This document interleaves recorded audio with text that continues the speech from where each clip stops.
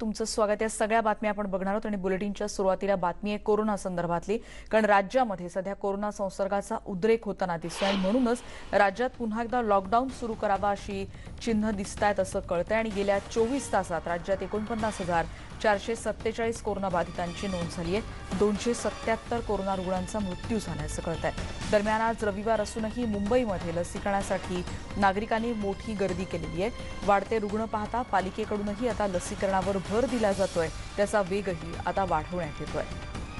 त्यामुळे राज्यातली एकीकडे आपण बघतोय संख्या कोरोना रुग्णसंख्या सध्या वाढत चालली आहे, पण त्याचबरोबर आत्ताची जी आकडेवारी मिळते त्यानुसार 24 तासात 49,447 नव्या कोरोना बाधितांची नोंद झाली। प्रणाली कापसे आमच्या प्रतिनिधी आता आपल्या सोबत आहेत।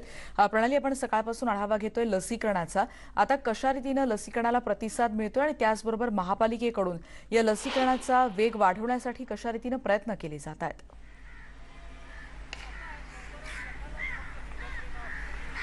रेणुका, आपल्याला माहिती आहे की कोरोनाच्या रुग्णांची संख्या जशी एकीकडे वाढत चाललेली आहे तसं महापालिका भर देते आहे ती जास्तीत जास्त लसीकरण व्हावं यावर सुद्धा।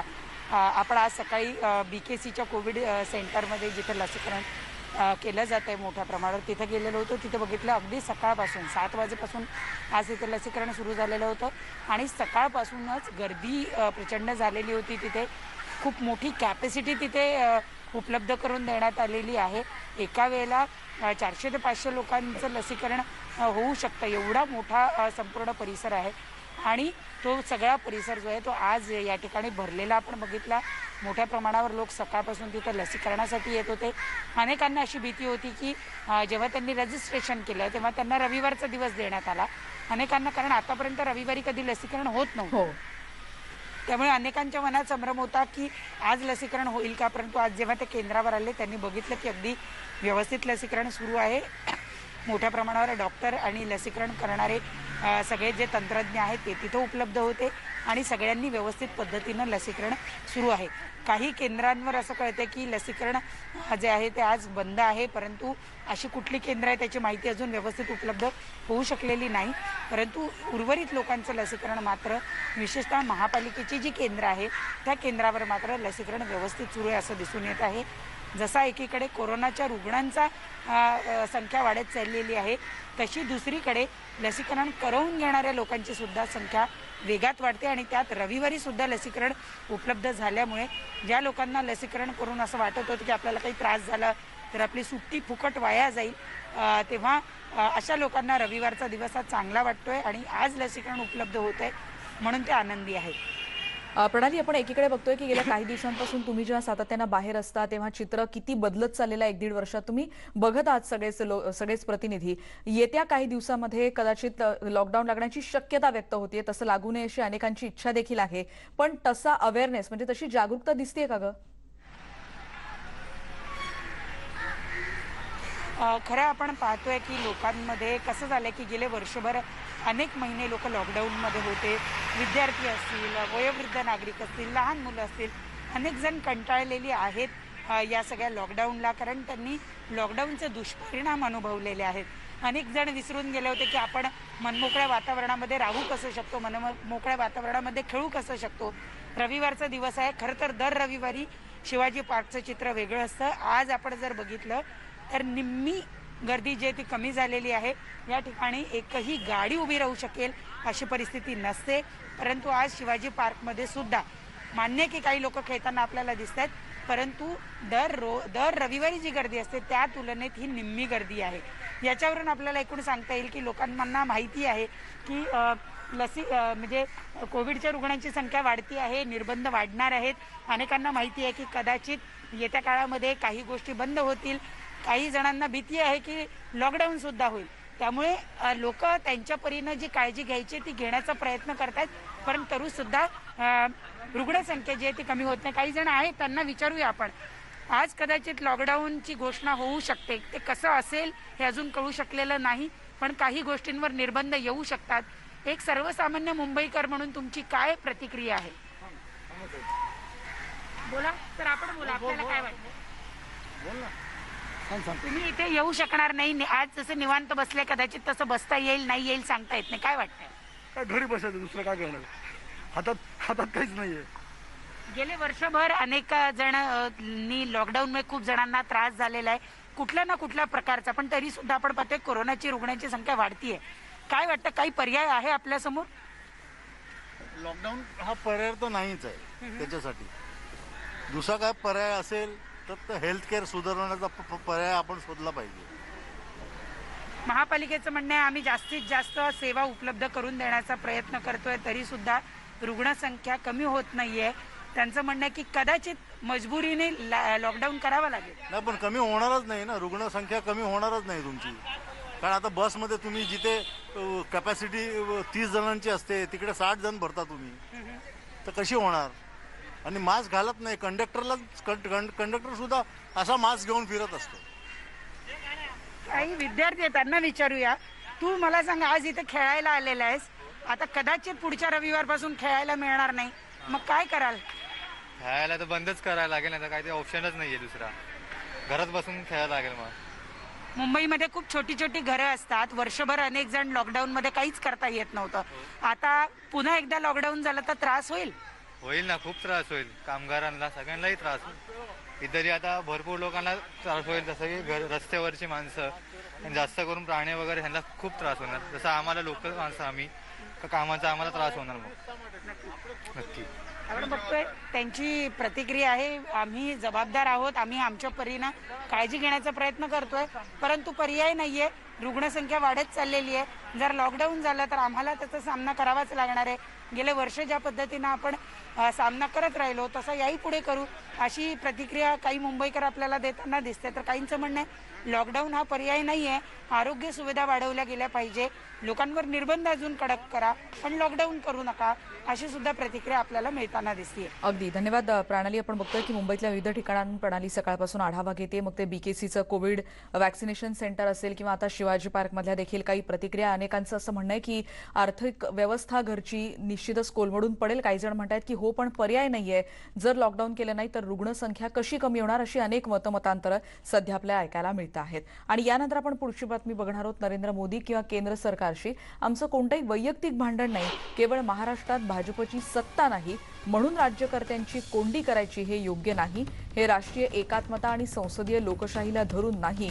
महाराष्ट्र कोलमडला तर देशही कोलमडेल, ही गोष्ट विरोधी पक्षनेत्यांना माहिती असायला हवी, असं वक्तव्य आहे शिवसेना खासदार संजय राऊत यांचं. काही वेळापूर्वीच त्यांनी प्रसारमाध्यमांशी संवाद साधला आणि त्या दरम्यान त्यांनी या विविध मुद्द्यांवर भाष्य केलं. पण फक्त महाराष्ट्रामध्ये भारतीय जनता पक्षाचं राज्य नाही म्हणून त्यांची कोंडी करायची प्रत्येक बाबतीत, हे राष्ट्रीय एकात्मतेला आणि संसदीय लोकशाहीला धरून नाही. महाराष्ट्रामध्ये सगळ्यात जास्त करोना संक्रमित रुग्ण सापडत आहेत. मुंबईत 10,000च्या आसपास आहे, ते खरं आहे, पण त्याची कारणं अशी आहेत की आमच्याकडे टेस्टिंग जे होत आहे ते मोठ्या प्रमाणात होतं, इतर राज्यात ते होत नाही. काय विरोध केला मला माहीत नाही, तो काँग्रेसचा अंतर्गत प्रश्न असेल कदाचित इतर सगळ्या विषयाप्रमाणे. पण लॉकडाऊन व्हावं किंवा न व्हावं हा एक राष्ट्रीय प्रश्न आहे आणि याचा निर्णय फक्त मुख्यमंत्री घेऊ शकतात. आणि मुख्यमंत्रीसुद्धा फार मोठ्या आनंदानं खुशीनं अशा प्रकारचे निर्णय घेतात असं नाही. ही एक परिस्थिती उद्भवलेली आहे, त्याला आपत्कालीन परिस्थिती म्हणतात. त्या आपत्कालीन परिस्थितीनुसार असे निर्णय मुख्यमंत्र्यांना किंवा प्रधानमंत्र्यांना घ्यावे लागतात. आपण बघतोय संजय राऊत यांनी केलेली ही टीका आणि आपण एकीकडे बघतोय भाजपवर त्यांनी टीका केली आणि कदाचित मुख्यमंत्र्यांना हा निर्णय घ्यावा लागू शकतो. बघूयात काही वेळात किंवा काही मीटिंग्स दरम्यान मुख्यमंत्री वेगवेगळ्या मान्यवरांशी संवाद साधतायत, त्यांनी काय निर्णय घेतला हे कळू शकेल. पण दरम्यान एक महत्त्वाची बातमी केंद्रातून आली आणि ती बातमी अशी आहे की पंतप्रधानांनी एक उच्चस्तरीय बैठक बोलावली असं कळतंय. कोरोना परिस्थितीचा ते आढावा घेणार आहेत असं कळतंय आणि या बैठकीत कॅबिनेट सचिव आणि आरोग्य सचिव उपस्थित असणार आहेत अशी माहिती सध्या उपलब्ध होते आहे. देशात वेगानं कोरोना रुग्णांची संख्या वाढतेय. अधिक माहिती घेणार आहोत आमचे प्रतिनिधी प्रशांत लीला रामदास आता आपल्या सोबत आहेत. प्रशांत, एक महत्त्वाची बैठक, काही अपडेट्स मिळू शकतात? साधारण किती वाजता ही बैठक आहे आणि कोण कोण या बैठकीला त्यांचा समावेश असणार आहे या बैठकीमध्ये? पंतप्रधान नरेंद्र मोदी यांनी देशातील कोरोनाच्या परिस्थितीसंदर्भात एक अत्यंत महत्वाची बैठक बोलवली होती. ती बैठक सध्या आता सुरू आहे आणि या बैठकीमध्ये जर बघितलं आपण तर देशातील अनेक महत्वाच्या मंत्रालयातील अधिकारी उपस्थित आहेत. त्यामध्ये खास करून जर बघितलं तर केंद्रीय सचिव जे आहेत ते देखील उपस्थित आहे, ज्याला कॅबिनेट सेक्रेटरी असं संबोधलं जातं. प्रधान सचिव जे आहेत पंतप्रधानांचे ते देखील उपस्थित आहेत. त्यानंतर आरोग्य सचिव जे आहे केंद्र सरकारचे ते देखील उपस्थित आहेत. डॉक्टर विनोद पॉल जे नीती आयोगाचे उपाध्यक्ष आहे देखील उपस्थित आहे. यांच्यासह अनेक ज्येष्ठ अधिकारी उपस्थित आहे आणि कोरोनाच्या संदर्भात लढाई लढणारे जे सगळे अधिकारी डॉक्टर्स यांच्यासोबत देखील ही बैठक सुरू असल्याची माहिती सूत्रांनी दिलेली आहे. महत्वाचं म्हणजे जर बघितलं देशात जी कोविडची परिस्थिती निर्माण झाली, आपल्याला माहित असेल की हा ज्या पद्धतीनं 90,000पेक्षा जास्त नवीन रुग्ण आढळले आहे आणि आपण लवकरच 1 लाखाचा टप्पा पार करू असे संकेत मिळतात. या सगळ्या पार्श्वभूमीवरती काय मोठे निर्णय केंद्र सरकारच्या वतीनं घेण्याची आवश्यकता आहे आणि कशा पद्धतीनं कोरोनाचा जी धोका निर्माण झालेला आहे, जो धोका बघावलेला आहे पुन्हा दुसऱ्या लाटीमध्ये, त्याला कमी करण्याकरता काय उपाययोजना करायला पाहिजे या संदर्भात पंतप्रधान या संदर्भात सगळा आढावा घेत आहे. होऊ शकतं या बैठकीनंतर काही मोठे निर्णय जाहीर होण्याची शक्यता आहे. निश्चितच. धन्यवाद प्रशांत. या सगळ्याचे अपडेट्स आम्ही तुमच्याकडून वारंवार घेत राहणार आहोत. पंतप्रधानांनी एक महत्त्वाची बैठक बोलवली आहे आणि ज्यात कॅबिनेट सचिव आणि आरोग्य सचिव देखील उपस्थित असणार आहेत. देशातली कोरोना स्थिती काय आहे या सगळ्या परिस्थितीचा आढावा पंतप्रधान या बैठकीत घेत आहेत. या बैठकीचे तपशील तुमच्यापर्यंत पोहोचवत राहणार आहोत. पण आता राज्यातल्या पुण्यातली बातमी आपण बघणार आहोत. कालपासून संध्याकाळी 6 वाजल्यापासून कोरोना मिनी लॉकडाऊन अर्थात 12 तासांची संचारबंदी लागू करण्यात आली आहे. लक्ष्मी रोडवरच्या बहुतांश दुकानदारांनी त्यांची दुकानं वेळेवर बंद केली होती. पण घराकडे निघालेले नागरिक बराच वेळ रस्त्यावर फिरताना दिसले. पुणे शहर आणि जिल्ह्यात झपाट्यानं फोफावणारा कोरोना संसर्ग आटोक्यात आणण्यासाठी राज्य सरकारनं हा निर्णय घेतला. दरम्यान गेल्या 24 तासात 5,720 नवीन रुग्ण आढळल्याचं कळतंय. आतापर्यंतची उच्चांकी नोंद मानली जाते. काल दिवसभरात 3,293 रुग्णांना डिस्चार्ज देण्यात आलाय. मिनी लॉकडाऊन लावल्यानंतर आज पहिली सकाळ आहे. रविवारचा दिवस असूनही बाजारात आपण गर्दी पाहतोय. वास्तविक काल संध्याकाळी 6 वाजताच लक्ष्मी रोडवरची सगळी मुख्य मार्केटमधली दुकानं जी आहेत ती नियमाप्रमाणे बंद करण्यात आलेली होती. लोकांकडून व्यापाऱ्यांकडून प्रचंड सहकार्य जे आहे ते प्रशासनाला करण्यात आलं आणि सगळ्यात महत्त्वाचं म्हणजे आज सकाळी 10 वाजेपर्यंत अत्यंत तुरळक गर्दी सुट्टी असल्यामुळे रस्त्यांवरती होती. मात्र मंडईमध्ये पुण्याच्या महात्मा फुले मंडईमध्ये सकाळपासून भाज्या घेण्यासाठी किंवा गरजेचं सामान घेण्यासाठी आपण गर्दी पाहतोय. वास्तविक रोजच्यापेक्षा ही संख्या कमी आहे असा व्यापाऱ्यांचा दावा इथल्या. ही गर्दी जी आहे यापेक्षा कितीतरी जास्त गर्दी ही एरवीसुद्धा असते. मात्र रोजच्या गरजा ज्या आहेत घरातल्या भाज्यांच्या असतील किंवा इतर सामानांच्या ते पूर्ण करणं आवश्यक आहे. त्यात कधीही लॉकडाऊन लागेल अशी एक अनामिक भीती जी आहे ती सर्वसामान्य नागरिकांच्या मनामध्ये आणि त्याच्यामुळे काही अंशी गर्दी जी आहे ती पाहायला मिळते. एक गोष्ट चांगली आहे, बाजारात दिसलेला प्रत्येक व्यक्ती हा आपल्या नाकावरती मास्क जो आहे तो मास्क घालून बाजारात आलेला पाहायला मिळतो किंवा एकूण साधारण अंतर ठेवायच्या ज्या सूचना आहेत त्या पाळायचा प्रयत्न जो आहे तो बाजारात केला जातो. वैयक्तिक स्तरावरती जसं जमेल तशा पद्धतीनं लोक जे आहेत ते नियमाचे पालन करताना दिसत आहेत. काही जण हे दुर्लक्ष करतात किंवा फार गांभीर्यानं घेत नाही आहेत. मात्र परिस्थिती जी आहे ती परिस्थिती आता पूर्ण हाताबाहेर जाते की काय अशी निर्माण झाली. याचं कारण कालही जवळपास 10,000 नवे रुग्ण जे आहेत ते जिल्ह्यातून रिपोर्ट झालेले होते आणि जर या अशाच पद्धतीनं आकडा वाढत राहिला तर हातामध्ये बेड्सची संख्या जी आहे ती अत्यंत तुटपुंजी आहे. आत्ता तरी तुर्तास आणि बेडच्या अडचणी ज्या आहेत त्यासुद्धा मोठ्या प्रमाणावर वाढत आहेत. त्यामुळे 12 तासाच्या लॉकडाऊन नंतर तरी पुणेकरांनी आणखी सुज्ञपणे वागणं जास्त गरजेचं आहे. गर्दी जी आहे ती टाळायला हवी. व्हिडिओ जर्नलिस्ट सचिन हंचाटेसह वैभव सोनवणे, न्यूज 18 लोकमत, पुणे. आता पुढची बातमी आपण बघणार आहोत. गेल्या 24 तासात 5,720 नव्या रुग्णांची नोंद झाली. दिवसभरात 3,293 जणांना डिस्चार्ज देण्यात आला असं कळतंय. 24 तासात 44 रुग्णांचा मृत्यू झाल्याचं कळतंय. 837 क्रिटिकल रुग्णांवर सध्या उपचार सुरू आहेत. पुण्यातली ही बातमी आपण बघितली, पण त्या दरम्यान मुख्यमंत्र्यांनी देखील संवाद साधलाय आणि त्या दरम्यानची आपण बातमी बघणार आहोत. विविध स्तरातील व्यावसायिकांशी देखील त्यांनी चर्चा केलेली आहे. संसर्ग रोखता कसा येईल त्यासाठीचे कोणते पर्याय असू शकतात यावर चर्चा झाल्याचं कळतंय. मुख्यमंत्र्यांनी कोरोना आढावा बैठक घेतली. कोरोना विरोधातला लढा हा जनतेचा आहे. या लढ्यात माध्यमांची भूमिका महत्त्वाची आहे. कोरोनाशी लढताना भीतीचं वातावरण नको असं देखील यात म्हणण्यात आलंय. लोकांच्या मनातली भीती जावी आणि आरोग्याची काळजी घेण्यासाठी जनजागृती होण्याची गरज यात व्यक्त करण्यात आली आहे. सरकारच्या प्रयत्नांना साथ द्या, राजकारण करू नका आणि लॉकडाऊन, मिनी लॉकडाऊन की कडक निर्बंध यावर देखील आता प्रश्नचिन्ह उपस्थित होत आहे. जान है तो जहान है आणि त्याचमुळे राज्यातील जिम चालकांचा एकमुखानं याला पाठिंबा सध्या मिळालेला आहे. त्यामुळे संसर्ग रोखण्यासाठी कोणते पर्याय असू शकतात यावर मुख्यमंत्र्यांनी या सगळ्यांची चर्चा केल्याचं कळत आहे. दुसरीकडे राज्यातील जिम बंद होऊ शकतात असे संकेत मुख्यमंत्र्यांनी दिले. काल झालेल्या व्हिडिओ कॉन्फरन्सिंगच्या चर्चेत विविध मुद्दे चर्चेत होते आणि बऱ्याच जिम या लहान जागांमध्ये असतात आणि संक्रमण होण्याची शक्यता त्यामुळे अधिक वर्तवली जाते. जिमच्या ठिकाणी व्यायामामुळे श्वसनक्रिया वेगानं होत असते आणि इथे संक्रमण टाळण्यासाठी निर्जंतुकीकरण महत्त्वाचं आहे. सरकारी निर्णयाला जिम चालकांनी सहकार्य करण्याचं आवाहन करण्यात आलं आहे आणि जिम चालकांनी त्या संदर्भातली SOP पाळणं देखील बंधनकारक करण्यात आलं आहे.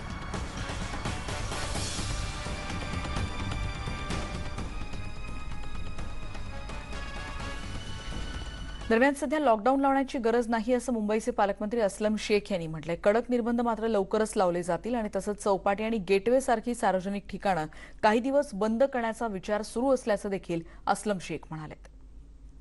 अजून काही दिवस थांबलं पाहिजे आणि जसं रिस्ट्रिक्शन आपण रात्री काळ आणलेलं आहे तसंच आता दिवसात पण आपल्याला आणता येईल का. मार्केटच्या बद्दल आपल्याला विशेष जे आपली सब्जी मार्केट असणार किंवा किराणाची दुकान असणार किंवा मोठे मोठे DMart सारखे जे दुकान आहे जिथे किराणासाठी हजारोची संख्येने दिवसभर लोक जात असतात त्याच्यावरती आपल्याला कसं एक टाइम बाउंड आपल्याला प्रोग्राम करता येईल. किंवा बसेसमध्ये जर आपण बघितलं तर ठराविक बसेसमध्ये ठराविक टायमाला भरपूर गर्दी असते. मग त्या टायमाला आपल्याला गर्दी कशी कमी करता येईल. आपल्याला बसेसचे नंबर वाढवायचे आहेत का किंवा पॅसेंजर्सला कमी करायचं का. ट्रेनचे जे टायमिंग आहे त्या कामाच्या टायमाला लोक अजूनही ऐकत नाही, बोलल्यानंतरही लोक ऐकत नाही, ते करावं लागेल का. आणि जे ओपन स्पेसेस आहे जे जुहू चौपाटी आणि गेटवे ऑफ इंडियासारखं किंवा हे कम्प्लिटली मला वाटते की आपल्याला शटडाऊन करावं लागेल. कारण इथे काय लोकांना जायची आता सध्या तर गरज वाटत नाही. आणि मुंबईतले आणि राज्यातले अपडेट घेतल्यानंतर आता पुढची बातमी आहे छत्तीसगडमधली एक महत्त्वाची. कारण तिथल्या जंगलात माओवाद्यांच्या हल्ल्यात 5 जवान शहीद झालेत. जखमी जवानांची संख्या 31 वर जाऊन पोहोचली आहे. 31 पैकी 7 जवानांची प्रकृती गंभीर असल्याचं कळत आहे. 18 जवान अजूनही बेपत्ता आहेत. या बेपत्ता जवानांसाठी सध्या शोध मोहीम राबवली जाणार आहे. अधिक माहिती घेणार आहोत. महेश तिवारी आमचे प्रतिनिधी सध्या आपल्या सोबत आहेत. महेश, अत्यंत दुर्दैवी अशीच ही बाब म्हणायला हवी, शहीद झालेत जवान आणि आणखीन जे बेपत्ता जवान आहेत त्यांच्यासाठी कशा रीतीने आता शोध मोहीम राबवली जाणार आहे?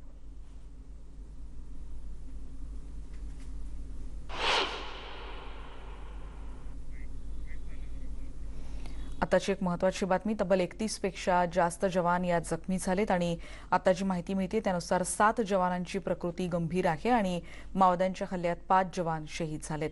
इतर जे बेपत्ता जवान आहेत त्यांचा देखील आता शोध घेतला जातोय आणि महत्त्वाचं म्हणजे इथे ही शोध मोहीम आज राबवली जाणार आहे या बेपत्ता जवानांचा शोध घेण्यासाठी. छत्तीसगडमधून आलेली महत्त्वाची बातमी, माओवाद्यांनी केलेल्या हल्ल्यामध्ये 5 जवान शहीद झाल्याची ही दुर्दैवी बातमी आपण बघतो आहोत. महेश तिवारी आमचे प्रतिनिधी आता आपल्या सोबत आहेत. महेश, जसा मगाशी देखील जो प्रश्न उपस्थित झाला होता तो असा की कशा रीतीनं या बेपत्ता जवानांना शोधण्यासाठीची मोहीम राबवली जाते?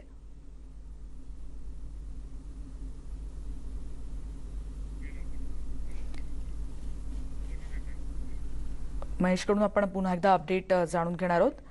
बिजापूर आणि सुकमा जिल्ह्याच्या सीमेवर ही चकमक झाल्याचं कळतंय. महेश, माझा आवाज तुमच्यापर्यंत पोहोचतोय? हो, येतोय. रेणुका, आवाज येतोय? हो महेश, शोध मोहिमेविषयी सांगू शकाल?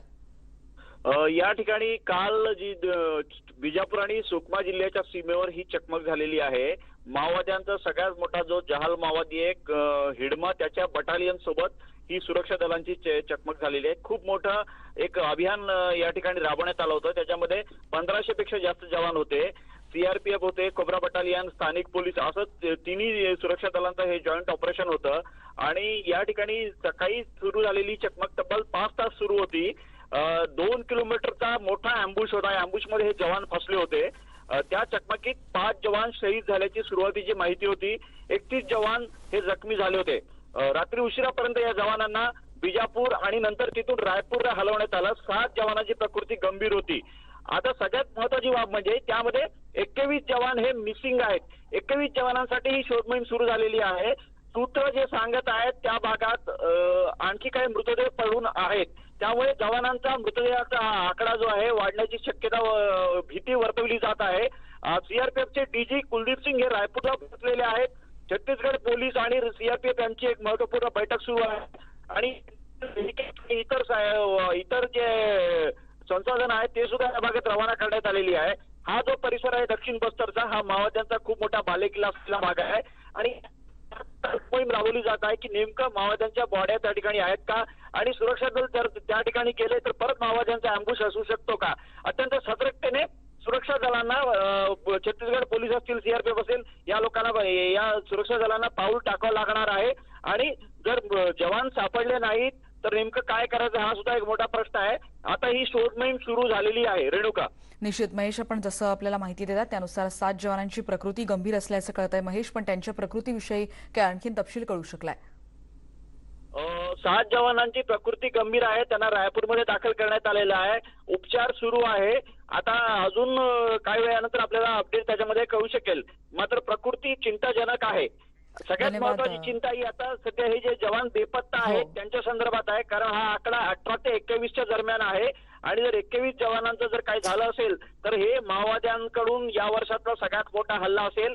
गेल्या 23 मार्चला माओवाद्यांनी नारायणपूर जिल्ह्यात एक मोठा हल्ला केला होता. त्यामध्ये 5 जवान शहीद झाले होते आणि त्या घटनेला 15 दिवस लोटण्यापूर्वीच माओवाद्यांनी ही दुसरी घटना केली. एकीकडे गडचिरोली पोलिसांना माओवाद्यांच्या विरोधात अभियानामध्ये यश मिळत असताना बाजूलाच लागून असलेले जे जिल्हे आहेत छत्तीसगडचे त्या ठिकाणी मात्र सुरक्षा दलांना मोठी किंमत मोजावी लागत आहे. हे खूप दुर्दैवी आहे आणि आता सध्या माओवाद्यांचा हा TCOC सुरू आहे.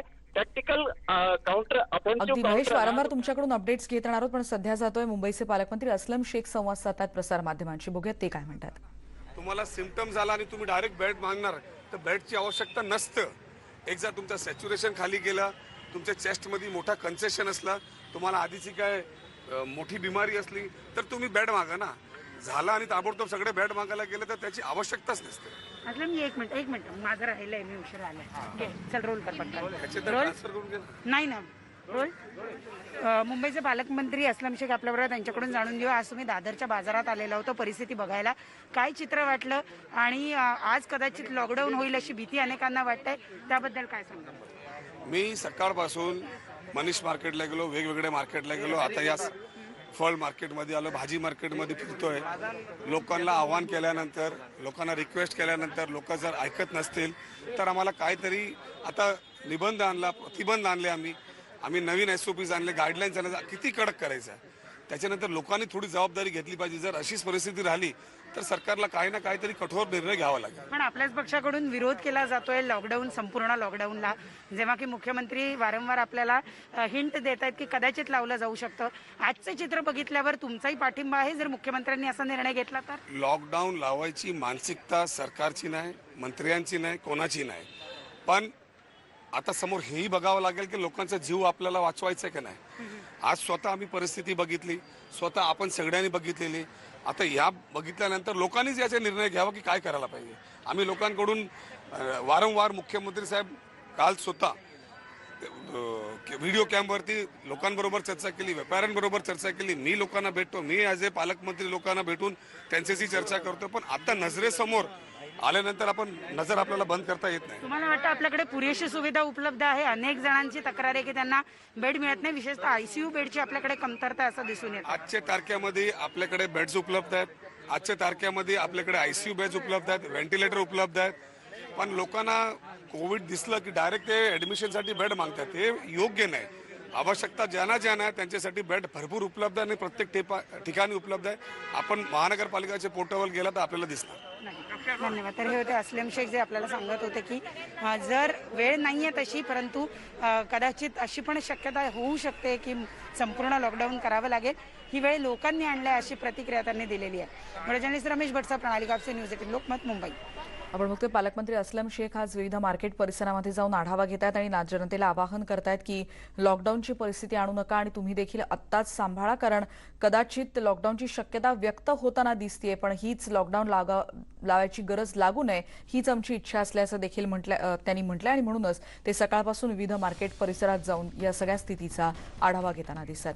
एक ब्रेक घेऊन आपण परत भेटणार आहोत इतरही बातम्यांचा आढावा घेण्यासाठी. पहा फक्त न्यूज 18 लोक. ब्रेकनंतर बातमी आपण बघणार आहोत धुळे जिल्ह्यातली, कारण तिथे कोरोनाचं संक्रमण दिवसेंदिवस वाढतंय आणि वाढती रुग्णसंख्या चिंतेचा विषय बनत चालली आहे. जिल्ह्यात कोरोना रुग्णांसाठी आवश्यक असलेल्या रेमडेसिवीर इंजेक्शनचा प्रचंड तुटवडा जाणवत असल्याचं कळत आहे. त्यामुळे खासगी रुग्णालयांमध्ये दाखल झालेल्या कोरोना रुग्णांना रेमडेसिवीरची गरज असेल तर नातेवाईकांना इंजेक्शन मिळवण्यासाठी मोठ्या प्रमाणात धडपड करावी लागते आणि जिल्ह्यात रेमडेसिवीरचा पुरेसा साठा आहे असा दावा औषध प्रशासनानं केलाय.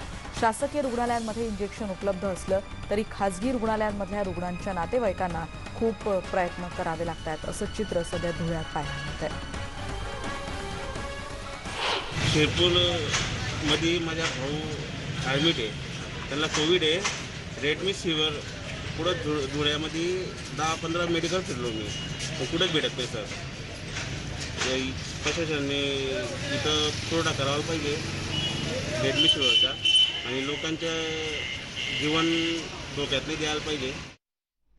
धुळ्यानंतर जाऊयात विदर्भात. पश्चिम विदर्भातल्या सगळ्याच जिल्ह्यांमध्ये कोरोनाच्या वाढत्या संसर्गामुळे अनेक रुग्णांसाठी आवश्यक असलेल्या ऑक्सिजनची मागणी आता वाढत चालली आहे. वाशिम जिल्ह्यातल्या रुग्णालयांना अकोल्यातून 28 मार्चपर्यंत ऑक्सिजनचा पुरवठा नियमित सुरू होता, पण जिल्हाधिकारी षण्मुगाराजन एस यांनी जालन्यातून ऑक्सिजनचा पुरवठा सुरू केल्यानं सगळ्याच रुग्णालयांना ऑक्सिजनचा पुरवठा आता सुरळीत होतोय.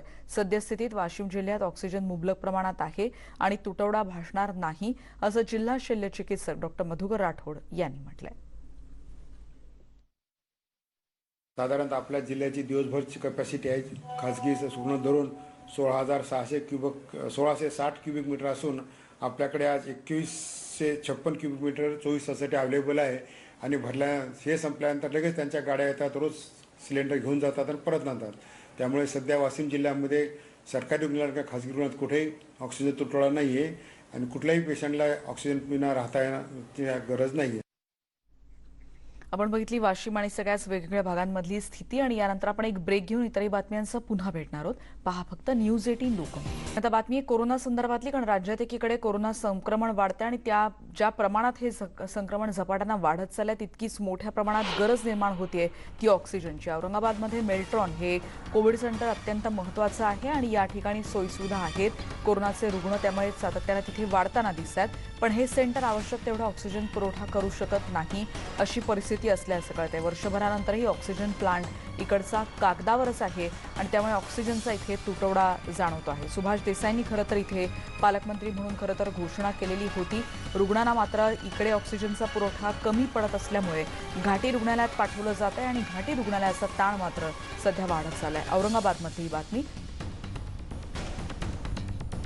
पालकमंत्री सुभाष देसाई यांनी गेल्याच वर्षी ऑक्सिजन प्लांटची घोषणा केली आणि गेलं वर्ष सरलं पण प्लांटचं कुठेच नामोनिशाण दिसत नाही आणि याबद्दलच एमआयएमचे खासदार इम्तियाज जलील यांची काय प्रतिक्रिया ती ही ऐकूया.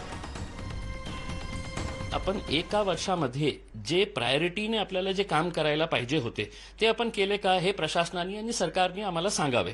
कारण आम्हाला माहीत आहे की मागच्या वर्षी जेव्हा कोरोनाचे खूप केसेस झाले होते त्यावेळी घाटी हॉस्पिटलमध्येही ऑक्सिजन कमी पडलं होतं. रात्रीच ते ऑक्सिजन आणण्यात आलं होतं.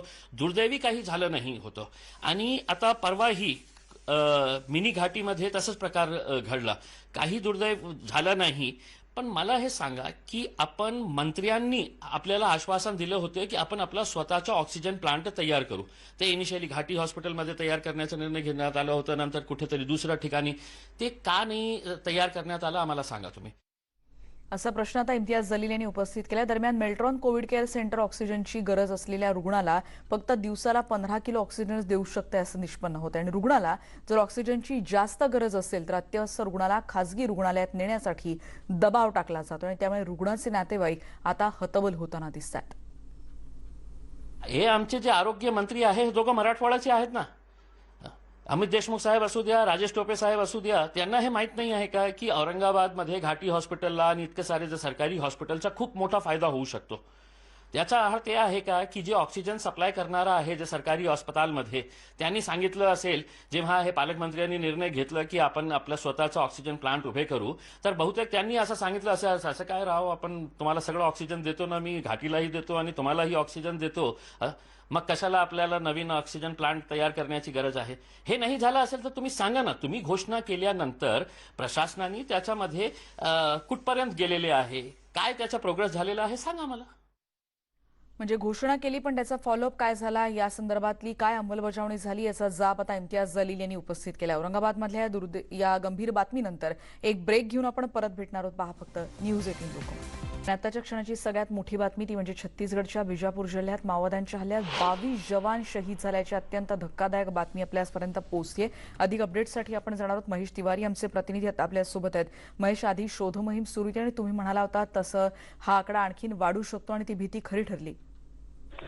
रेणुका, ही खरं दुर्दैवी आणि दुःखद बातमी आपण न्यूज 18 लोकमतच्या माध्यमातून दर्शकांना सांगत आहोत. दंडकारण्यामध्ये माओवाद्यांच्या गेल्या 35 ते 40 वर्षापासून कारवाया सुरू आहेत. त्याच्यामध्ये बस्तर हा जो गडचिरोली जिल्ह्याला लागून आहे, हा भाग माओवाद्यांच्या हिंसक कारवायामध्ये अक्षरशः होरपळून निघालेला आहे. या भागात बिजापूर आणि सुकमा जिल्ह्याच्या सीमेवर तोर्रेमचा जो परिसर आहे त्या भागात माओवाद्यांची बटालियन जी आहे हिडमा, त्याची बटालियन आणि त्याचं मोठं लोकेशन असल्याची माहिती मिळाल्यानंतर गेल्या 2 दिवसापासून या ठिकाणी मोठं अभियान राबवायला सुरुवात झाली होती. यामध्ये सीआरपीएफ, कोब्रा बटालियन, डीआरजी आणि स्थानिक पोलीस दलाचे असे 1500 पेक्षा जास्त जवान होते. आणि काल हे जवान जेव्हा परत होते त्यावेळेला माओवाद्यांच्या अँबुशमध्ये हे जवान सापडले. सूत्रांनी दिलेल्या माहितीप्रमाणे या ठिकाणी हा जो अँबुश होता 2 किलोमीटर मोठा अँबुश होता आणि या अँबुशमध्ये 5 तास ही चकमक सुरू होती. आणि हा जो परिसर आहे या ठिकाणी मोबाईल कनेक्टिव्हिटी फारशी नाही आहे आणि माओवाद्यांचा हा बालेकिल्ला दक्षिण बस्तरचा सर्वाधिक अतिसंवेदनशील भाग आहे. आणि हा जो माओवादी कमांडर हिडमा आहे, हिडमाचा स्वतःचा गाव असलेला हा जो भाग आहे, त्यामुळे या भागात ही जी चकमक होती खूप मोठी चकमक होती. आणि त्यामध्ये सुरुवातीची जी माहिती होती त्यामध्ये 5 जवान शहीद झाले अशी माहिती होती. अगदी खरंय महेश, आणि येणाऱ्या बुलेटिनमध्ये तुमच्याकडून अधिक माहिती घेतो अशासाठी, कारण या बुलेटिनमध्ये थांबून येणाऱ्या बुलेटिनमध्ये अधिक माहिती घेऊयात. पण महेश तिवारी जसंही आपल्याला माहिती सांगतात त्यानुसार आधी 5 जवान आणि आता हा आकडा 22 जवान शहीद झाल्याची ही अत्यंत दुर्दैवी बातमी आपल्याला कळते. तब्बल 2 किलोमीटरच्या परिसरात ही चकमक तब्बल 5 तास सुरू होती. यावरूनच आपल्याला बातमीचं गांभीर्य कळू शकतं. पुढच्या बुलेटिनमध्ये याचा अधिक तपशील जाणून घेणार आहोत, पण आता या बुलेटिनमध्ये इथेच थांबतोय. पहा फक्त न्यूज